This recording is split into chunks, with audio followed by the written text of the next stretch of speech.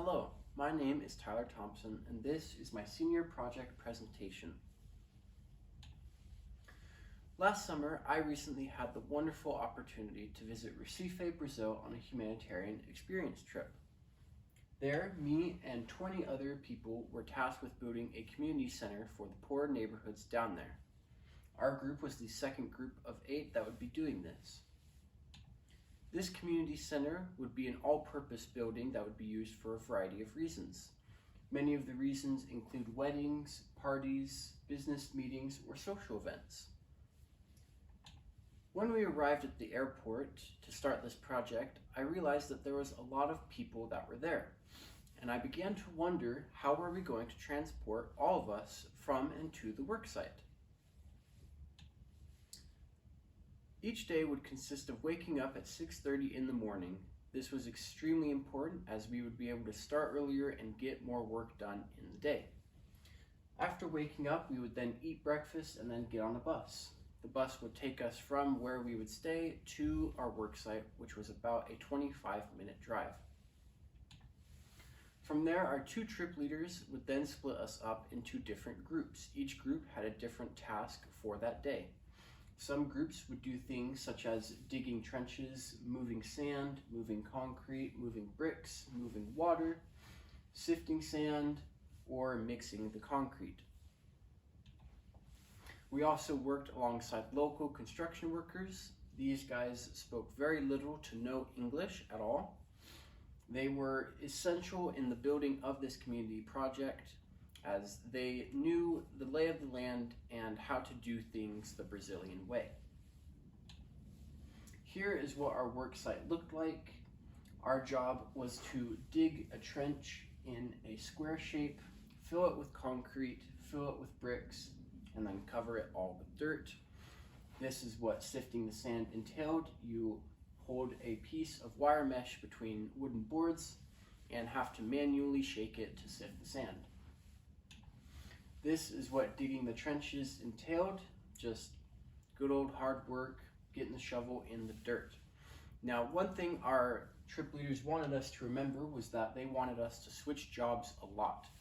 If you do the same job for a long time, it can get monotonous, which leads to mistakes, injuries, and overall it's just not fun. It rained a lot, as you can tell, and when it would rain, our production would kind of slow down. As you can see, it would be very hard to transport all of the sand, bricks, and concrete when it is raining and muddy. During these bus trips, like I said, they were about 25 to 30 minutes from where we were staying to the work site. I would choose the window seat. I love looking out the window, and looking out the bus's window, I realized that Brazil has a very different road layout than that in America. An example would be like this. Since we were taking a bus, we were given a bus exclusive lane right down the center of the road. This would be separated from the private vehicles road by a median strip, which could be used as a sidewalk or just plants or just a single curb of concrete. This would help us as we would be able to transport ourselves as well as all of our equipment in an extremely efficient manner. We could drive from one end of the city to the other without having to make multiple stops. This allowed me to begin my research into my research paper, where I looked into America's planning and sort of execution of things like this. I realized that America is very centered around cars rather than public transportation. I realized that this could be a very big problem in America, especially with the introduction of bigger and larger vehicles. We could be spending even more time in traffic. Other countries, they don't focus on cars, they focus on other modes of transportation. Japan, for example, focuses heavily on walkability, such as this large square in the center of one of their cities. London focuses on their underground subway called the Tube. That is very important for their citizens as they can travel more places without the use of a car. Another way we could benefit from avoiding using cars is things like biking.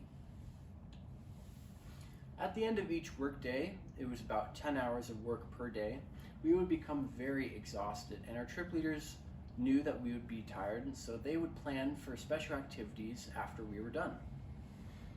One of these such activities was traveling to these small markets. Now, these markets were incredibly fun. They were busy, bustling, and full of amazing products and people.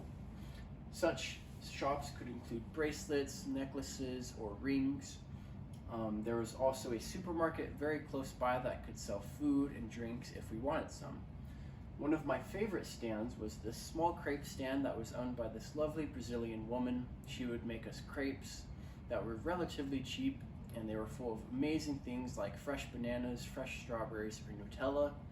This was very nice as we had not had a lot of sugar since we came.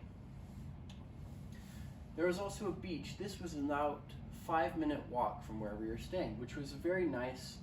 During our off time, we were allowed to go and visit the beach. During one such trip, we all got surfing lessons by the locals down there. This walkability also piqued my interest when I came home, and I realized I wanted to go visit the gas station. I was hungry and I wanted a little midnight snack. And then I realized I could not visit the closest gas station without my car. Now, this is not good. Even though the gas station isn't that far from my house, there isn't any accessible sidewalks that allow me to walk to that destination. Cities like Spain or Barcelona in Spain have walkability through things called superblocks. These superblocks are large squares of residential living with a large cut right through the center. This allows people to walk to and from places, and they ban all cars from going in them. Other countries like Vienna in Italy, they don't even allow cars in their city at all. They treat these large pathways as pathways and not roads. During our project, I realized that planning was a vital part of doing all of this. You can't just show up one day and start building a community center without any sort of planning beforehand. There was planning in everything, including how much concrete we should make. If you wanted concrete, you had to sift the sand manually, transport all the water, mix in the rocks all by hand, and it was a very time-consuming process.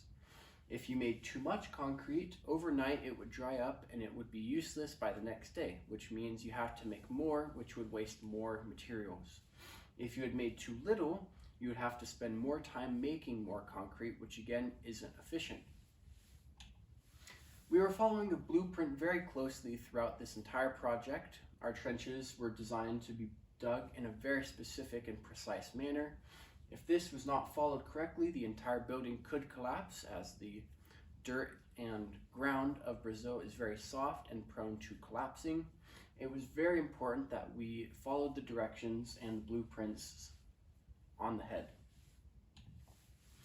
Again, our trip leaders were very, very smart in planning. They made sure that we understood how much of a material to use and when.